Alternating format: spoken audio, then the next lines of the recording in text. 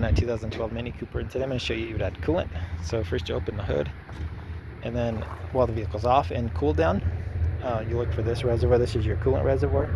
You don't want to work with this system while it's hot or the motor's on, just because this liquid can get to a boil, and you don't want a bunch of hot poison liquid to spill out onto you. That said, we'll check the sides. You don't want to fill it 100% to the top. You do want some air gap, so there's a minimum light there and a maximum. So that said, when you're ready to fill, make sure the coolant you've got matches the same color what's in here, and ideally the same brand you've been using. Best not to mix and match, but you'll just unscrew this, and then either with the funnel or straight from the coolant jug, fill as needed till you get to your max line, and then screw this back on when you're done.